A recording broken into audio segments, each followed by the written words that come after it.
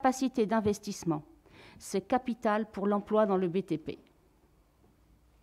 Avant de laisser Catherine présider cette séance du conseil municipal, je vous propose de faire 1 minute de silence en mémoire de Samuel Paty, le professeur d'histoire, des victimes de l'attentat de Nice, Nadine de Villiers, 60 ans, Simone Barreto Silva, 44 ans, Vincent Loquès, 55 ans, qui était le sacristain de la basilique Notre-Dame, mais également en mémoire des 4 victimes de l'attaque terroriste à Vienne en Autriche, 2 hommes et 2 femmes et 23 blessés. Tous victimes du fanatisme de l'islam radical. Plus que jamais, nous devons poursuivre et amplifier nos engagements pour que le vivre ensemble et le faire ensemble deviennent notre fil conducteur. C'est ainsi que nous ferons reculer les obscurantismes de tous bords. Je vous propose...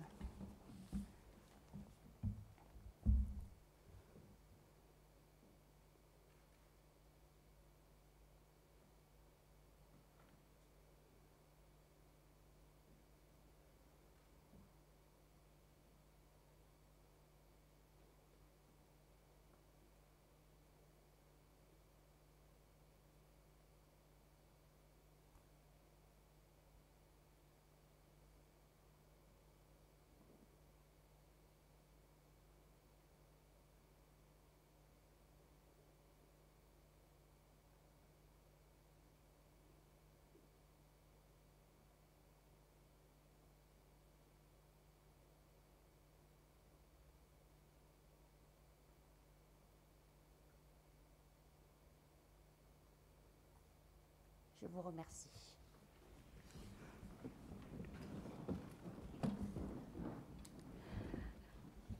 Notre maire Gilles Leproust nous souhaite un bon conseil municipal et nous donne rendez-vous en présentiel dès la semaine prochaine. Voilà. Bien, nous allons commencer, si vous voulez bien, sans préambule, par le projet numéro 1, exercice budgétaire 2020, budget principal, décision modificative numéro 2, Youssef Benamar. Bonsoir à tous. C'est la deuxième fois qu'on est amené à voter dans le cas du conseil municipal une décision modificative. Ce n'est pas une grosse décision modificative, notamment on l'a travaillé en commission finances, notamment sur différents aspects. Ce que je voulais juste dire comme en préambule, c'est qu'effectivement, on va rentrer dans la période de la construction budgétaire, que effectivement les services, les commissions vont commencer à travailler sur le budget 2021. Il va y avoir beaucoup d'incertitudes, effectivement, dans le cas notamment des financements locaux, avec quand même une donnée pour laquelle on ne peut pas faire l'impasse, c'est quand même la crise de la Covid, j'allais dire du Covid, mais de la Covid, où effectivement... on va s'en rendre compte, déjà s'en rendre compte ce soir, et on s'en était déjà rendu compte les mois précédents sur le fait qu'effectivement il y a beaucoup de dépenses qui sont liées à la crise sanitaire, et de fait on se projette sur 2021 avec aussi beaucoup de dépenses à cet effet. Effectivement avec une visibilité qui n'est pas très claire encore, notamment sur les financements. Et donc c'est dans ce cadre et ce contexte que le budget va être amené à être travaillé.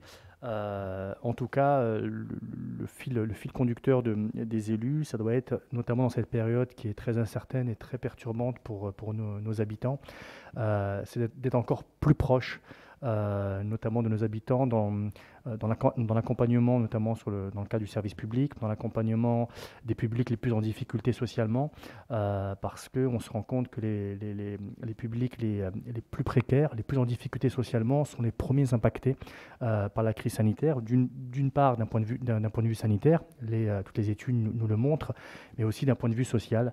C'est eux les premiers qui sont impactés sur le chômage, sur la précarité, sur les emplois qui sont les premiers impactés. Tout à l'heure, il y aura un vœu sur cette question-là, notamment sur la question de l'emploi. C'est dans ce cadre-là que nous, les élus, on souhaite notamment sur la construction du budget 2021 être vraiment sur l'accompagnement des publics, notamment sur Allonnes, les publics les plus en difficulté. Donc voilà, je l'ai déjà dit lors de la première décision modificative. Toute décision modificative n'impacte pas le budget. Ce sont des choses qui sont en prévision. Vous avez les chiffres, notamment sur la partie fonctionnement et investissement. Moi, ce que je peux dire notamment sur cette décision modificative, s'il fallait retenir que quelques éléments, même si tous les éléments sont importants, mais on voit que certains chiffres ne sont pas des grosses sommes, notamment sur la partie sport où effectivement on a une part fixe et une part variable. Il a été décidé dans le cadre de la commission sport d'attribuer une part variable à la JSA Omnisport, à la FGT et à la boxe française. L'autre élément, c'est effectivement dans le cadre de cet été des colos apprenantes. On voit quand même qu'on a été très bien accompagné, et notamment le fait d'avoir rempli les dossiers et d'avoir été, je dirais, au taquet sur l'accompagnement, notamment des plus jeunes, sur l'accès aux droits de partir en vacances, notamment dans le cas des colos apprenantes. On a quand même en recette, en subvention, 95 000 € de la DTCS, donc c'est pas négligeable. Je pense que c'est important. On peut tous se féliciter d'avoir été au bout de notre démarche, d'avoir été au bout, je dirais, de notre engagement, de se dire que le droit aux vacances n'est pas qu'un slogan. Je pense qu'encore plus aujourd'hui qu'hier, il est important que nos jeunes puissent aller en vacances, puissent sortir d'Allonnes. Donc voilà, sur la partie fonctionnement, aussi un élément, oui, je ne l'ai pas dit tout à l'heure, vous prenez bien dans votre dossier la deuxième décision modificative, parce qu'il y en a une qui apparaît dans le dossier du bureau municipal principal, mais vous avez vu qu'il y a une annexe, et notamment par rapport à deux éléments, une en fonctionnement et une en investissement, qui s'est rajoutée, notamment l'achat de masques pour les écoles élémentaires. Oui, effectivement, les élus, nous avons décidé, et tout à l'heure Catherine en faisait référence sur le fait que on va continuer notre engagement pour exiger de l'État qu'il prenne pleinement ses responsabilités sur le fait d'acheter les masques pour les populations. Néanmoins, je ne vous apprends rien lorsque je vous dis que la semaine dernière, tout s'est passé très vite entre l'annonce du deuxième confinement, entre l'annonce du port du masque pour les écoles élémentaires. Et donc, de ce fait, on s'est engagé à acheter des masques qui vont arriver normalement ce week-end et qui seront vendredi et qui seront distribués à partir de lundi pour tous les écoliers, des différentes écoles élémentaires d'Allonnes. Donc effectivement, c'est un coût. Encore une fois, tout à l'heure, quand je faisais référence sur la construction du budget, voilà, c'est un des impacts parmi tant d'autres du fait que la crise sanitaire a des effets sur le budget de la ville d'Allonnes. Et le deuxième, en dépenses par rapport à ce qui s'est passé le week-end dernier, l'annonce du président de la République suite au deuxième confinement, c'est l'achat l'acquisition de 15 ordinateurs portables pour que les services et les cadres de la ville d'Allonnes puissent travailler à distance. Je dis bien travail à distance parce que on ne parle pas de télétravail pour l'instant, notamment sur Allonnes. Et ça permettra effectivement aux services de continuer à fonctionner et d'être encore au plus près des habitants, parce que par rapport au premier confinement, on nous demande effectivement que le service public continue de fonctionner, et notamment la mairie en tant que telle. Et en investissement, l'acquisition d'un camion-benne pour les espaces verts. On en a déjà échangé et débattu lors de la commission des finances.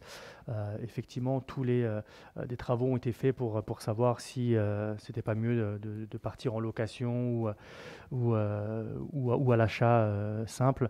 Et là, il s'avère que c'est beaucoup plus, j'allais dire, rentable d'acheter directement le camion-benne. Voilà moi ce que je voulais dire un petit peu sur cette deuxième DM, qui n'est pas une grosse DM, mais voilà, où on est amené à à voter toute décision modificative dans le cadre du conseil municipal. Merci. Merci Youssef. Est-ce qu'il y a des demandes d'intervention, s'il vous plaît? Non. Oui. Oui. Ursoun?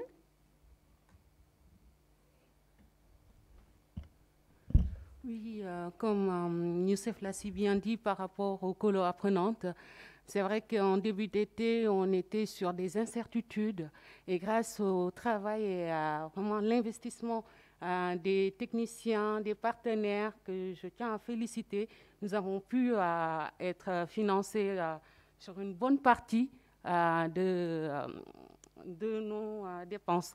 Sachant qu'en même temps, cet automne aussi, pas plus tard que la semaine dernière, nous avons pu aussi mettre en place les colos apprenantes d'automne et 40 jeunes âgés de 8 à 15 ans ont pu bénéficier de cela et par les temps qui courent, c'est vraiment une très très bonne chose.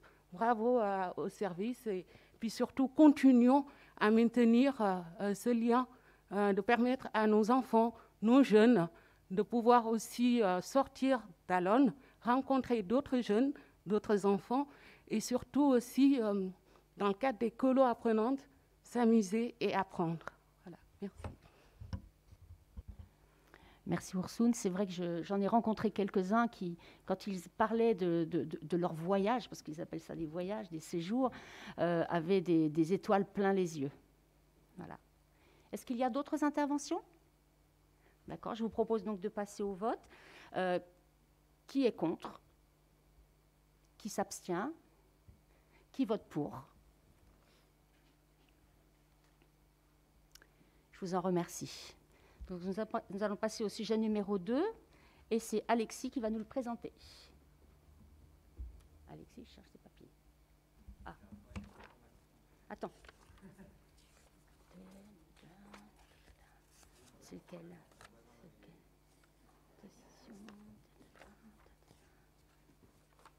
Là ou pas?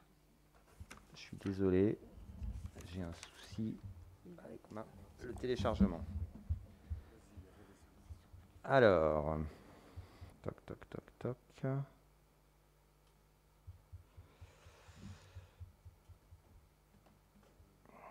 Donc, il s'agit du budget culture et spectacle pour la modification, la décision modificative, comme il y a à chaque fois qu'on vote le budget. Vu qu'il y a une modification, il faut le faire aussi pour ce budget particulier. Comme vous l'avez vu, il y a un certain nombre de réductions qui sont liées au fait que des subventions n'étaient pas connues avant, au moment où on a fait le budget, et que quand on établit le budget, on l'établit sur une base de prévision de dépenses, sans savoir encore exactement les recettes qu'il va y avoir. Et c'est essentiellement ça qui fait l'objet, donc après le fait qu'on ait les subventions connues, c'est essentiellement ça qui fait l'objet de la décision modificative qui vous est soumise. Bon, donc c'est pour les activités, vous voyez, les trois activités traditionnellement menées par le service culturel, mais pas uniquement, puisque le budget annexe, vous savez qu'il est pas uniquement pour la culture, ça rend service quelquefois à d'autres fonctions. C'est pour ça qu'il y a la fête de la paix, mais ça concerne l'affectation de subventions reçues. Merci Alexis. Est-ce qu'il y a soit des questionnements, soit des interventions? Très bien, nous allons donc passer au vote. Qui vote pour?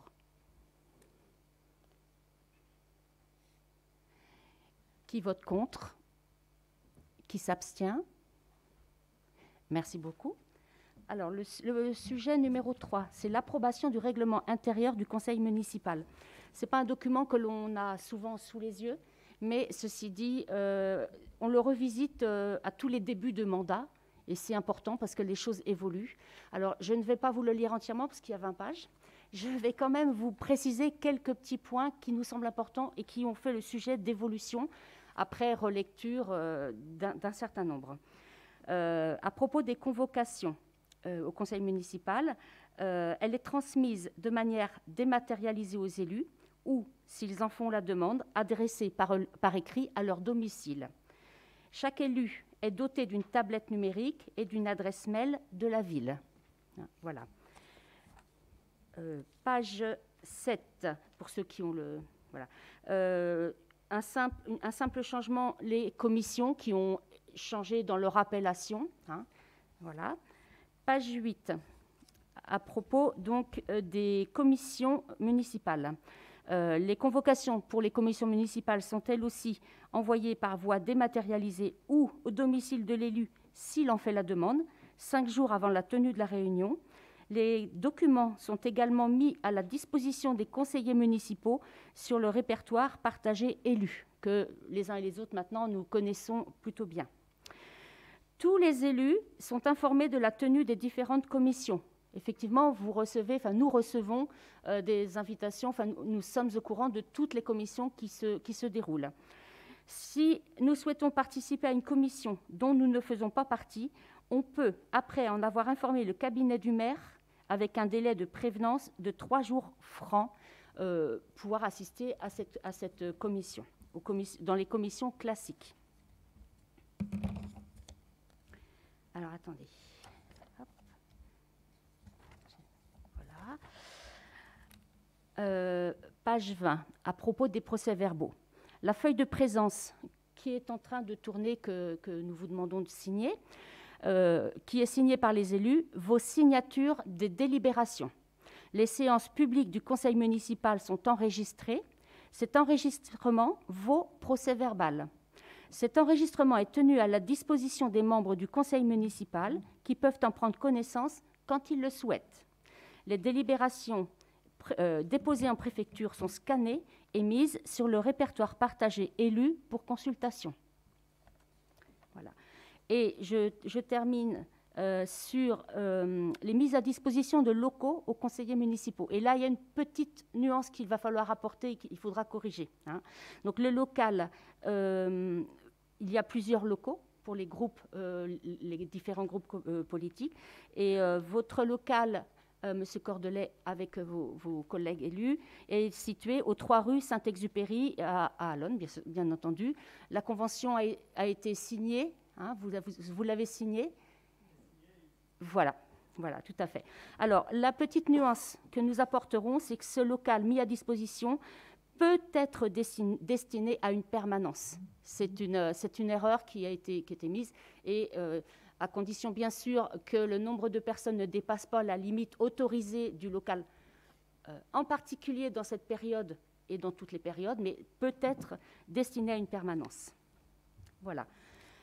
Enfin, l'expression des groupes politiques dans le magazine d'information générale. Chaque groupe dispose d'un espace pour s'exprimer. Faisons Allonne ensemble, 3240 caractères, espace compris, de typographie New Time Roman, bon, vous corrigerez, taille 9, je ne répéterai pas la deux fois. Allonne autrement, 2320 caractères, et réussir ensemble, c'est maintenant pour Allonne, 550 caractères. Ça a été aussi modifié, ça a été repris, voilà. Est-ce qu'il y a des... Oui, Pierre-Adrien? Oui.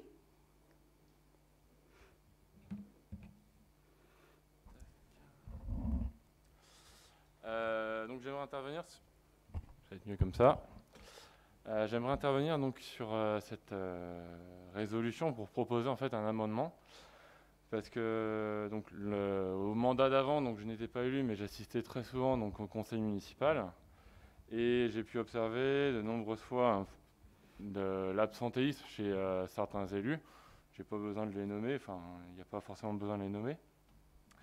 Et je trouve qu'en raison de l'engagement que doit faire preuve un élu municipal envers sa ville, et notamment aussi notamment avec la revalorisation de l'indemnité donc substantielle qui a été attribuée en début de ce mandat, et donc la non-représentativité donc des élus, je voudrais proposer en fait que il y a un bilan à la fin de l'année grâce aux procès-verbaux, s'il n'y a pas eu de représentativité de cet élu ou cet élu, qu'on puisse appliquer en fonction du taux de non-représentation, un dégrèvement sur l'indemnité ou s'il a été complètement absent, qu'il n'a jamais été présent, que cette indemnité soit retirée et créer un fonds de solidarité aux associations caritatives du territoire d'Allonnes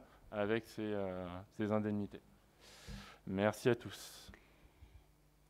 Est-ce qu'il y a d'autres interventions? Oui, Rémi?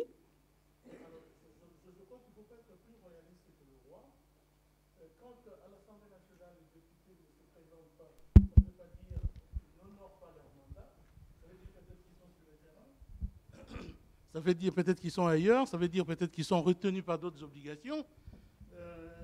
Il faut pas être plus royaliste que le roi. Au Sénat, au Parlement, c'est pareil. Alors, je ne vois pas à quoi ça rime cet amendement qui, à mon sens, ne veut rien dire du tout. Voilà, c'est mon point de vue. Merci Rémi. Oui, Sandrine?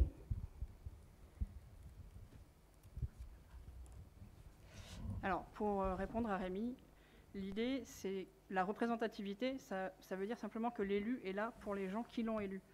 Donc, quelqu'un qui est sur le terrain au niveau de l'Assemblée nationale, il est en train de faire son boulot, il représente les gens qui l'ont élu. C'est pas de ça qu'on parle. On parle justement de personnes qui ne prennent pas la peine de prévenir qu'ils vont être absents, ni de donner leur pouvoir. C'est pas l'absence en soi qui est gênante.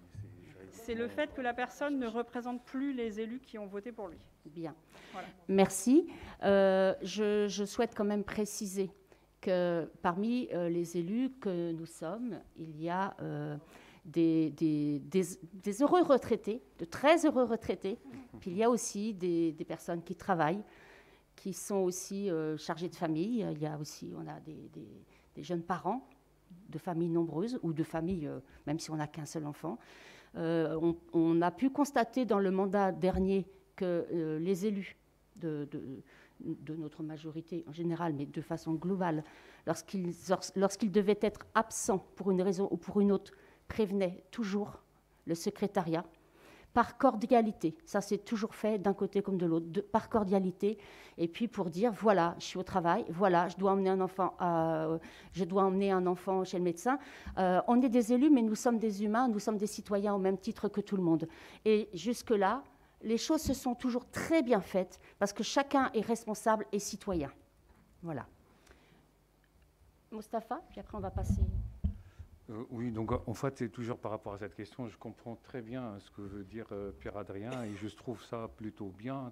Vraiment, c'est évidemment qu'on s'engage pour quelque chose, il faut le faire et d'une façon assidue et il n'y a pas de discussion. Mais je crois qu'il y a une confusion entre le caractère moral de cette affaire-là et le caractère juridique. C'est-à-dire, en fait, par exemple, ce que tu proposes n'est pas, en fait, je crois, on peut vérifier, mais je ne crois pas que c'est nous, on peut, par exemple, décider cela.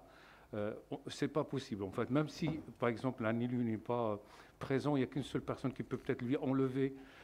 Donc après, il faut voir d'une façon juridique, c'est monsieur le maire, mais c'est beaucoup plus compliqué que ça. Je crois que c'est une question plus morale, que je partage tout à fait avec Pierre-Adrien, mais que ce n'est pas une question, je crois, juridique. Je crois juridiquement, ça serait compliqué. Alors, ouais, moi aussi, je comprends bien le principe, mais ce qui est proposé là n'est pas recevable de toutes les manières dans le règlement intérieur si on devait adopter un principe de ce type-là, parce qu'il y a des collectivités qui le font, mais ce n'est pas du tout comme ça que ça fonctionne. Il y a l'histoire d'un certain nombre d'absences non justifiées de suite, puisque de droit, on doit pouvoir justifier une absence, et ce n'est pas à la fin de l'année qu'on demande aux gens de faire un chèque aux associations, quoi. Enfin, ça ne marche pas comme ça. Une fois que les gens ont leur indemnité, ce n'est pas possible. Donc sur le principe, je trouve que c'est un sujet qui mérite intérêt, quoi. Il n'y a pas de souci avec ça. Mais en tout état de cause, la proposition, qui n'est pas vraiment rédigée, mais dont on comprend l'esprit, ne me semble pas du tout, de toute manière, recevable dans le règlement intérieur. Pierre-Adrien ? Alors, comme tu l'as dit, Alexis, c'est une proposition. Je suis complètement ouvert à en parler avec tous les élus de la majorité, les élus de l'opposition. Et je suis d'accord avec toi aussi, Catherine, on a tous notre vie à côté et je ne remets pas en cause les gens qui ont prévenu justement de leur absentéisme. Je parle de ceux qui vraiment ont pu faire preuve par le passé, dans d'autres mandats, pas forcément celui d'avant ou même encore avant, d'absentéisme, entre guillemets, pur et dur. Ils n'étaient pas là, ils n'ont pas prévenu, ou des choses comme ça. Et je voudrais juste qu'il y ait une mention dans le règlement intérieur des élus municipaux concernant cet absentéisme, cette non-représentation, entre guillemets, des voix que leur a confié les AENE. C'est tout. Bien. Je prends note. Je voulais quand même juste, puisqu'on est dans ce sujet, parler, on voit dans ce nouveau mandat le dévouement vraiment important des élus lorsque on est appelé le week-end, peut-être même ce week-end, chers collègues élus, quand on est appelé à aller vers la population, aller distribuer les livres, etc. Voilà, chacun remue, bouscule son emploi du temps pour être au service de ses concitoyens, et c'est vraiment quelque chose qui est vraiment quelque chose de formidable et sur lequel on peut s'appuyer et être ensemble très très fiers. Voilà, mais je prends note. Bien. Nous allons passer, si vous voulez bien, au projet numéro 4, et c'est Francis. Oh, non, oui, je ne sais pas s'il faut voter. Il faut voter ? Pardon. Eh bien, je propose que l'on passe au vote. Qui est pour le règlement intérieur? Qui est contre? Qui s'abstient? Je vous remercie. Donc, projet numéro 4, et c'est Francine qui va nous le présenter. Il te faut un micro.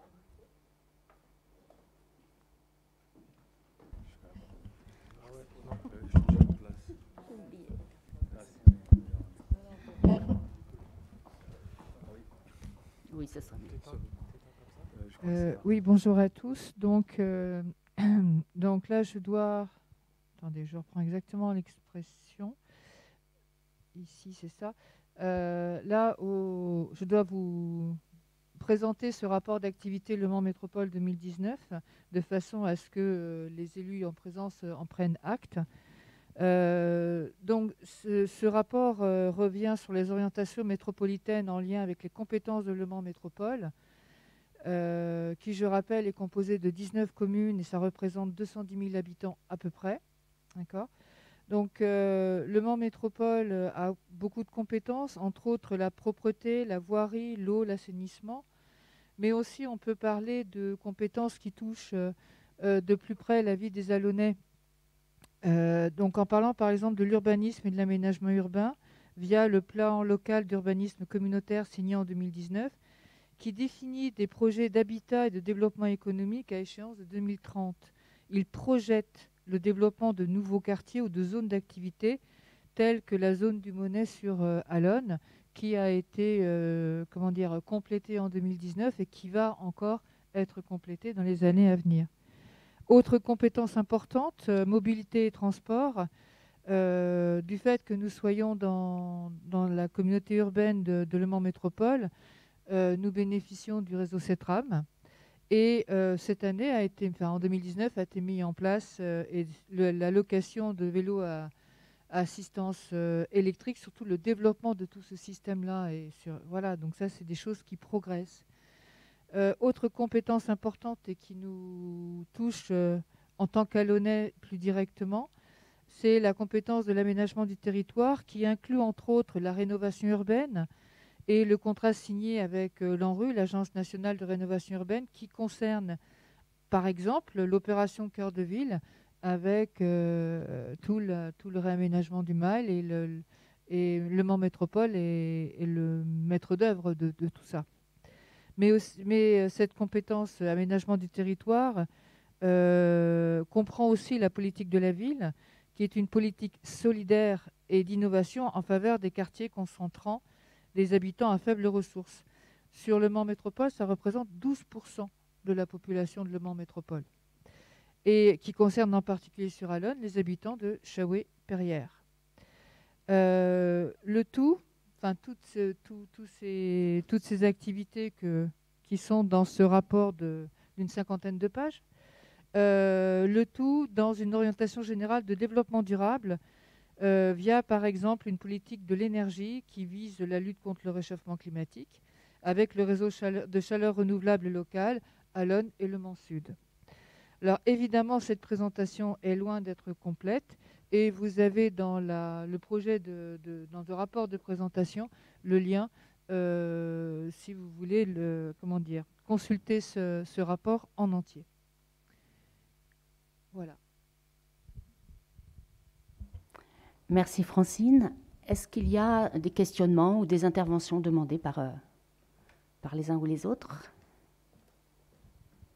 D'accord. Alors, pour celui-là, on ne vote pas. Ce n'est pas une erreur. On prend acte, en fait.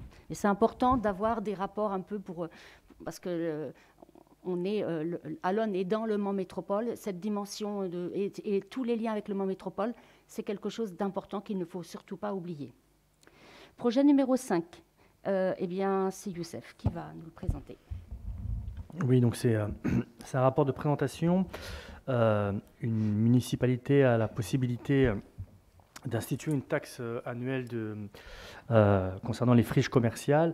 Sur le mandat précédent, je pense que vous vous souvenez que des magasins, notamment comme Babou, Delbar, ont fermé leurs ports de manière sauvage. Et effectivement, les années sont passées. On a essayé de travailler avec tous les partenaires du développement économique pour trouver des repreneurs, etc. Et effectivement, ça a été non sans mal dans le cadre des difficultés qu'on a pu avoir sur du squat au niveau des parkings, etc., qui ont été très récurrents. Mais du coup, l'idée de cette taxe sur les friches commerciales, c'est d'inciter les propriétaires à faire quelque chose sur le domaine. Le dire comme ça, effectivement, ça paraît très simple, et on pourrait se dire qu'en mettant en place cette taxe-là, ça permet aux propriétaires d'accélérer leur procédure, soit de démolition, soit de trouver un repreneur. Mais on se rend compte que c'est beaucoup plus complexe que ça, parce que on se rend compte que les propriétaires ont mandaté souvent des banques ou des foncières immobilières, etc. Et c'est très compliqué. Et je sais de quoi je parle, notamment avec Monsieur le maire. On a rencontré beaucoup de propriétaires qui étaient liés à des foncières immobilières, à des banques, etc., qui ne savaient même pas qu'ils avaient ce terrain-là, ou ils le savaient, mais ils gèrent de tels portefeuilles que pour eux, l'Aulne n'est pas une priorité. Mais du coup, en 2010, lorsqu'on a voté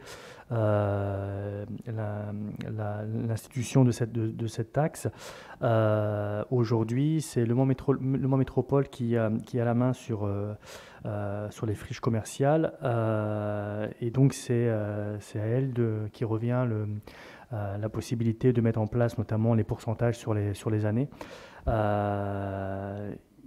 Nous, on aurait pu, nous, en amont, notamment sur Babou et Delbar, mais voilà, on est assez content parce que c'est en cours d'évolution. Il y a des repreneurs qui sont dessus. Donc voilà, c'est une délibération pour dire que c'est le Mans Métropole qui a la main sur l'institution de ces friches commerciales. Je ne sais pas si on le vote, mais on le vote. Ouais, donc on entérine le fait que ce soit le Mans Métropole qui reprenne la main sur ces questions-là. Merci Youssef. Est-ce qu'il y a des interventions, des questionnements? D'accord. Eh bien, nous allons passer au vote. Qui vote pour?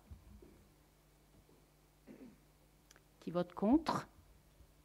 Qui s'abstient? Merci. Toujours Youssef, pour le projet numéro 6. Alors, projet numéro 6, au mois d'octobre dernier, les élus qui siègent à Le Mans Métropole ont été amenés à voter pour une délibération pour un transfert de compétences, notamment sur les questions sportives, le soutien aux clubs professionnels et l'accompagnement financier des nouveaux équipements sportifs structurants, de les passer de la ville à Le Mans Métropole. Nous, en tout cas, les élus de la majorité, on se félicite de ce projet-là, parce qu'effectivement, sur le mandat précédent, notamment Monsieur le maire a été un des fers de lance de questionner Le Mans Métropole sur comment elle pouvait reprendre la main notamment sur des équipements qui était certes à l'intérieur de la municipalité, mais on se rendait compte, et notamment je prends en référence sur la piscine, pour qui ça avait un rayonnement beaucoup plus large que la municipalité, et notamment les villes environnantes de Le Mans Métropole, mais pas que, pouvaient bénéficier de la piscine. Et donc effectivement, là, la piscine d'Alonne ne rentre pas dans les équipements structurants, mais je pense que c'est des questions qu'on pourrait amener aussi à se poser, et de voir comment ce genre d'équipement pouvait bénéficier de financement et d'accompagnement de Le Mans Métropole. Donc là, la question s'est posée notamment au mois d'octobre dernier dans le cas de Le Mans Métropole, mais c'est une question qui pourrait aussi se poser dans le cadre de la culture, où effectivement on a aussi des questions à se poser sur l'accompagnement des équipements culturels pour voir comment il peut y avoir une mutualisation et une harmonisation au-delà de l'aspect financier, mais du coup pourrait en découler notamment une harmonisation sur les pratiques et aussi sur les projets de mise en commun à l'intérieur de la métropole. Donc voilà sur cette délibération. Merci Youssef. Est-ce que vous avez des questionnements ou des interventions? D'accord. C'est vrai que c'est un sujet ça fait depuis le début du mandat dernier que dans les commissions de Le Mans Métropole, on en a beaucoup discuté. Et nous, sur Alonne, on a aussi toujours mis en valeur l'idée qu'on est vraiment pour un certain nombre ou de transferts et de mutualisation, mais que nous souhaitons rester maîtres de nos tarifs, notamment du tarif de la piscine, qui est quand même un tarif assez exceptionnel en Sarthe. Voilà. Donc nous allons passer... Est-ce qu'il y a d'autres interventions? Est-ce que je ne veux pas? Nous passons au vote. Qui est pour? Qui est contre? Qui s'abstient? Je vous remercie. Le projet numéro 7, c'est Claudine qui nous le présente. Donc moi, je vais vous parler du transfert, de la compétence service public de défense extérieure contre l'incendie. C'est une compétence actuellement qui est attribuée à la commune. Ce service public assure ou fait assurer la gestion matérielle de la DECI, alors on dirait des bouches d'incendie plus facilement. Donc cette compétence recouvre diverses missions. Les travaux nécessaires à la création et à l'aménagement donc des points d'eau incendie identifiés, l'accessibilité, la numérotation et la signalisation de ces points d'eau. Et en amont de ceci, la réalisation d'ouvrages, d'aménagements et travaux nécessaires pour garantir la pérennité et le volume de leur approvisionnement, et puis toutes mesures nécessaires à leur gestion, et également les actions de maintenance. Le transfert de ce service public au Mans Métropole permettrait de mutualiser les équipements, d'harmoniser les modes de fonctionnement et de disposer d'un interlocuteur unique. En outre, le personnel chargé des poteaux à incendie dépendrait de la même entité que le distributeur d'eau, qui est maintenant le Mans Métropole. Au regard des procédures de transfert de compétences et de calcul des charges, la ville d'Alonne verserait, puisque ce n'est pas fait, une dotation de compensation annuelle au Mans Métropole estimée à 2 600 €. Donc ce que je vous demande ce soir, c'est d'autoriser le transfert au Mans Métropole de ce service public de défense extérieure contre l'incendie à compter du 1er janvier 2021 et de prendre acte que le transfert entraîne de plein droit au Mans Métropole le transfert au Mans Métropole de l'ensemble des biens, équipements et services publics nécessaires à son exercice, et qu'aucun agent des communes membres n'est concerné par le transfert de la compétence, bien sûr, et d'autoriser Monsieur le maire à prendre toutes les mesures nécessaires en vue de l'exécution de la présente délibération et à signer tout document se rapportant à cet objet. Merci Claudine. Y a-t-il des demandes d'intervention? Bien, nous allons voter. Qui est pour? Qui est contre? Qui s'abstient? Merci. Le projet numéro 8, il s'agit d'un contrat d'apprentissage, d'un nouveau contrat d'apprentissage que nous souhaitons avoir sur la ville d'Alonne. ça fait plusieurs conseils municipaux, nous en avons parlé. En tout, nous avons 5 apprentis à la ville d'Allonnes. On aura l'occasion peut-être d'en rediscuter dans les commissions ou de voir. Ça se passe vraiment très, très bien, aussi bien côté employeur, où nous apprenons des nouvelles technicités, des nouvelles méthodes de travail, etc., avec les jeunes. Et puis, pour les jeunes, ça leur permet de mettre en pratique leur savoir-faire. C'est vraiment quelque chose de très, très positif. Donc là, nous proposons d'accueillir un alternant sur le volet participation citoyenne afin de piloter la mise en œuvre des projets du budget participatif, élaborer et suivre ce budget participatif et animer le réseau des quartiers d'Allonnes. La charge prévisionnelle financière s'élève à 10 500, donc ça c'est côté salaire, et à 6 000 € côté formation pour une année. Les contrats d'apprentissage signés par les collectivités sont soutenus par l'État et la région. L'État prend en charge les cotisations sociales patronales jusqu'à la date d'obtention du diplôme ou du titre d'enseignement technologique préparé. Voilà. Est-ce qu'il y a des demandes d'intervention ? Non, je pense qu'on va voter. Qui est pour ? Qui est contre ? Qui s'abstient ? Je vous en remercie. Je vais laisser la parole maintenant à Céline qui va nous présenter un vœu.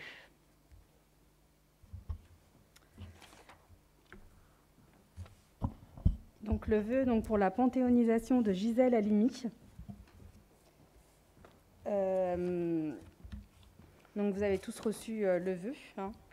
Gisèle Halimi, décédée le 28 juillet dernier, une avocate infatigable, combattante pour la cause des femmes, le droit à l'avortement, la criminalisation du viol, ainsi que la cause anticoloniale, mais aussi députée et auditrice. Donc, pour rappel, seules 5 femmes pour 73 hommes reposent au Panthéon. Donc, ce qui n'est pas le reflet de la réalité, car les femmes sont nombreuses à avoir fait l'histoire de France et toutes aussi nombreuses à être restées dans l'ombre. Notre histoire a besoin de parité. Nous souhaitons que cette grande femme entre au Panthéon. Donc, 2 pétitions sont en cours, lancées suite au décès de Gisèle Halimi pour réclamer sa panthéonisation. Nous demandons également que Gisèle Halimi repose au Panthéon, aux côtés notamment de Simone Veil et des grands hommes et femmes ayant mérité la reconnaissance nationale. Gisèle Halimi, une figure importante, tant par sa lutte contre le colonialisme que celle pour le droit des femmes. Donc, en 1971, seule avocate a signé le manifeste des 343. Le manifeste « Je me suis fait avorter ». Connue surtout pour le procès de Bobigny en 1972, Gisèle Halimi refuse de demander pardon au nom de sa cliente. Elle fait elle-même le procès de la loi liberticide de 1920 sur l'avortement. Sa cliente a avorté après avoir été violée. Elle est acquittée. Donc là, c'est une étape importante dans la marche vers la légalisation de l'avortement en 1975. La criminalisation du viol, 1980, dans la foulée du procès d'Aix-en-Provence. La fin de la discrimination dans l'âge de la majorité sexuelle, dont elle a porté la loi en tant que députée en 1982. La majorité sexuelle pour les personnes homosexuelles passe de 21 à 15 ans, soit le même âge que pour les personnes hétérosexuelles. Anticolonialiste, elle a lutté pour la reconnaissance des viols et tortures commises par l'armée française sur la population algérienne pendant la guerre d'Algérie. Elle a défendu le nombre de militantes et militants pour l'indépendance de l'Algérie, dont les membres du FLN. Elle a également défendu l'indépendance de la Tunisie et été l'avocate de militants et militantes tunisiens et tunisiennes. Enfin, elle a pris part à plusieurs tribunes pour la cause palestinienne, condamnant la politique coloniale et guerrière de l'Israël. Les engagements de Gisèle Halimi ont tous une dimension politique forte. Fondatrice de l'association Choisir la cause des femmes, Gisèle Halimi témoigne du courant féminisme français caractérisé notamment par la certitude que cette lutte émancipatrice ne peut se passer des hommes. Notre pays aujourd'hui fait de ces populations qui ont souffert et souffrent encore d'injustice et de violences terribles. Les combats de Gisèle Halimi ont bouleversé les droits des femmes, des minorités sexuelles et des genres, des citoyens et citoyennes d'origine algérienne. Donc il ne faut pas oublier ces victoires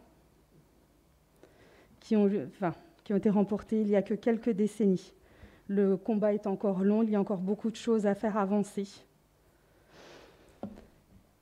Les obsèques de Gisèle Halimi ont eu lieu au cimetière du Père-Lachaise, sans aucune marque honorifique venant de l'État. Juste un simple tweet. Ce qui a été annoncé, un hommage national rendu aux Invalides, reste sans suite. Rien, aucun drapeau, aucune mise en berne, aucune minute de silence. En ne rendant pas hommage digne de ce nom à Gisèle Halimi et en ne répondant pas à l'appel des milliers de citoyens et citoyennes pour sa panthéonisation, l'État français montre son mépris et son indifférence à l'égard des combats qui ont profondément changé notre société et participé à la rendre plus juste. Merci. Merci Céline. Est-ce qu'il y a des demandes d'intervention, s'il vous plaît? Oui, M. Cordelet? Oui, bonsoir à tous. Donc ce sujet est très important, mais malheureusement, ça ne concerne pas directement la ville d'Allonnes. Donc nous sommes pour qu'il y ait un équipement municipal qui porte le nom de Gisèle Halimi. Donc la proposition a été faite à côté du CCAS. Nous sommes un certain nombre ici à avoir signé la pétition pour la panthéonisation de Gisèle Halimi. Maintenant, nous considérons que ce sujet ne doit pas forcément intervenir dans un conseil municipal, ça ne concerne pas directement les affaires de la ville. Et donc, nous, les élus de Allonnes Autrement, nous allons nous abstenir sur cette question. Voilà. Très bien, merci. Maude?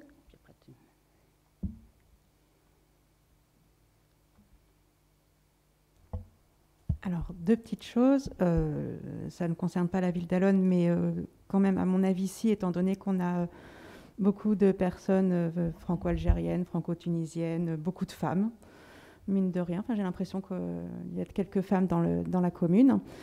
Donc, c'est aussi reconnaître le travail de cette grande dame et qui a permis à toutes ces femmes allonnaises et non allonnaises de pouvoir être protégées, de pouvoir porter plainte, de pouvoir être valorisées. Donc, voilà.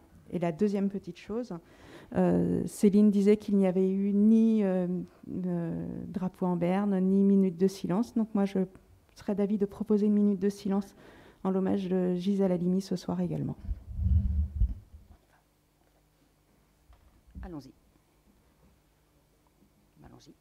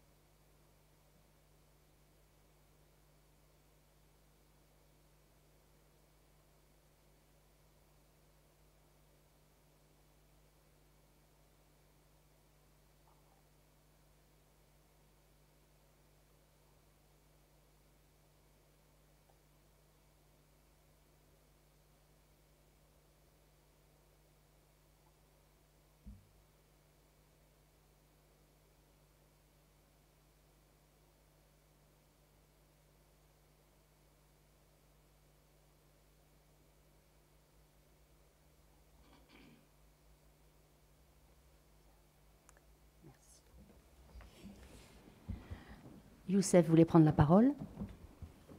Mais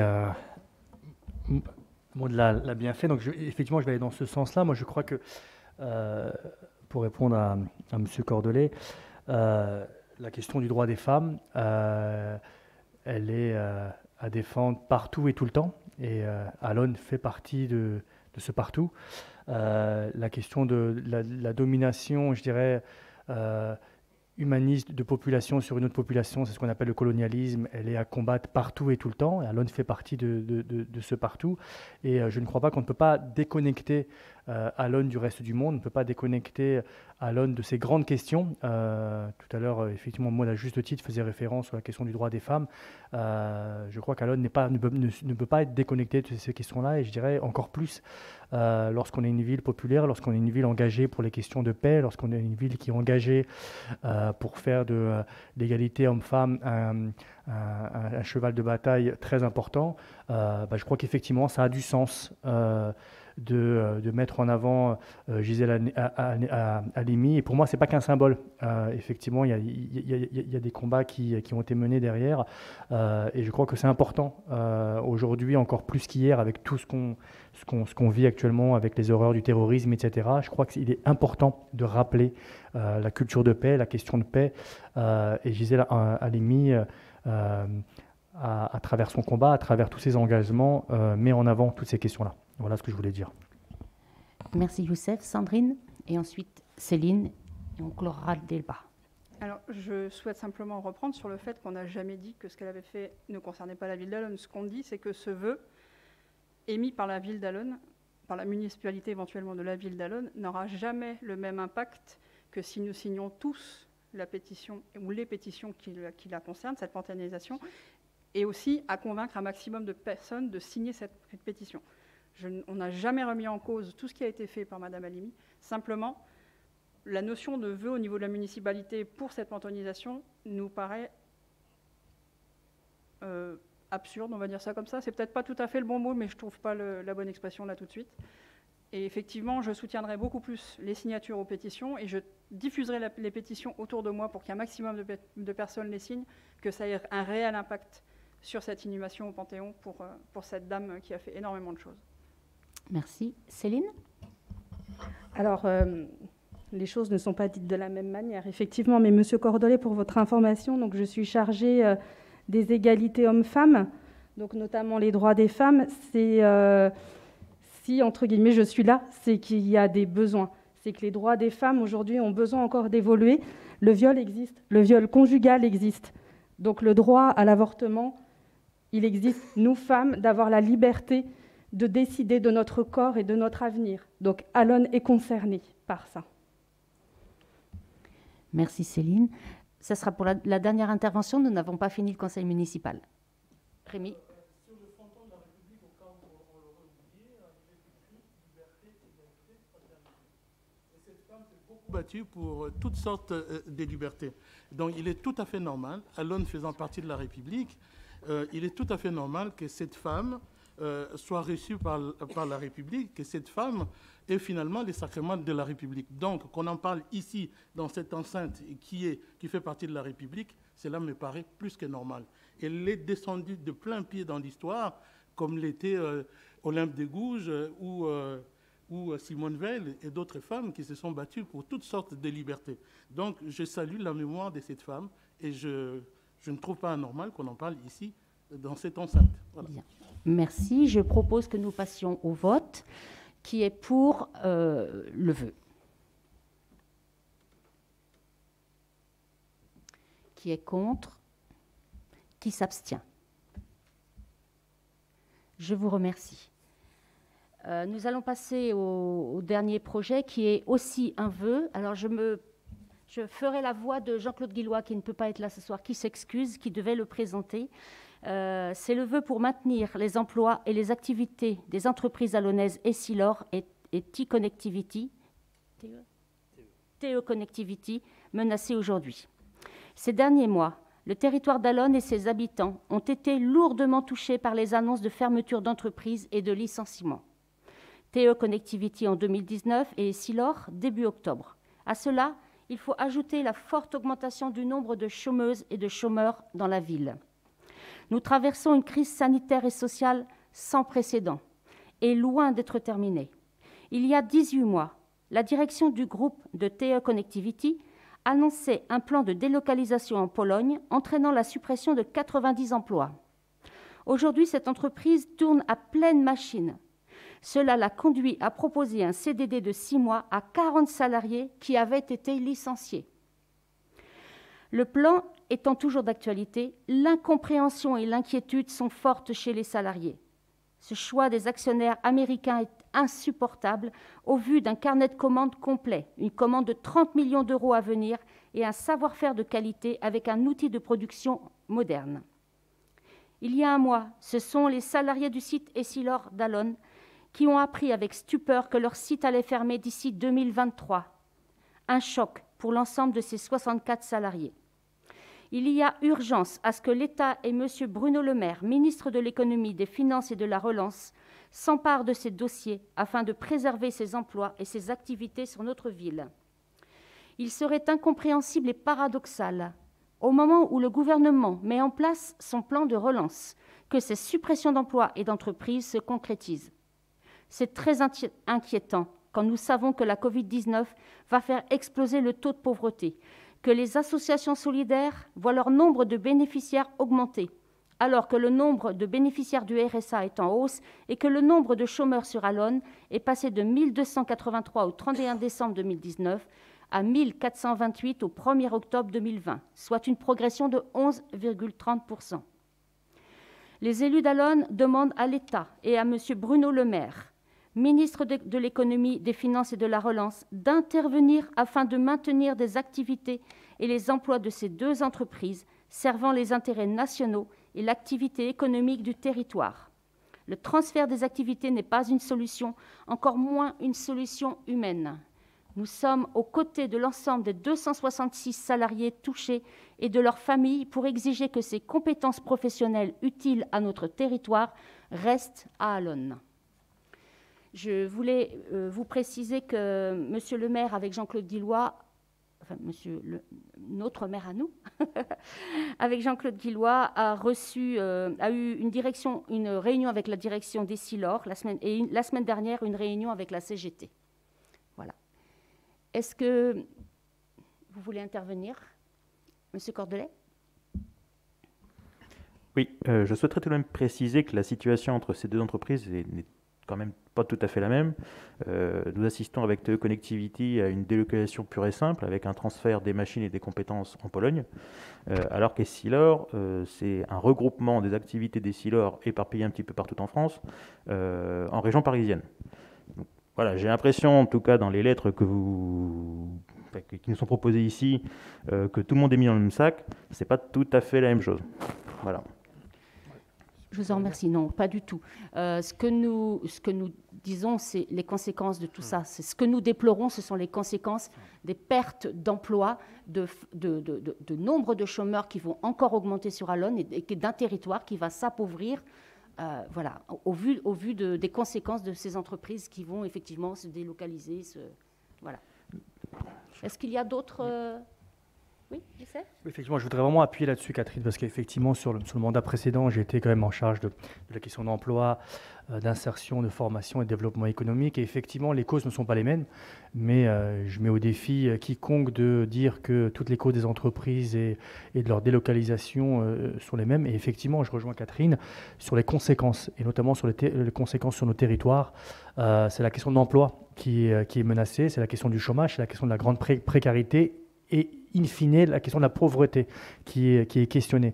Après, peu importe si c'est une délocalisation partielle, totale, c'est une délocalisation qui se fait à l'étranger ou en région parisienne, en l'occurrence pour Essilor, nous on se bat pour les emplois, notamment sur Allonnes. Et certes, tous les employés, tous les salariés ne sont pas allonnais, mais en grande partie, notamment sur TE Connectivity et Essilor, sont d'Allonnes. Donc je pense qu'il est important, notamment sur ce vœu-là, de faire bloc, nous en tout cas en tant que conseillers municipaux, pour dire qu'effectivement le capitalisme sans foi ni loi, qui est uniquement là pour faire des profits, au bout de la chaîne, c'est des femmes et des hommes qui vont en périr. Donc vous pouvez hocher la tête et montrer vos sourcils, M. Cordelet, mais la réalité est celle-ci.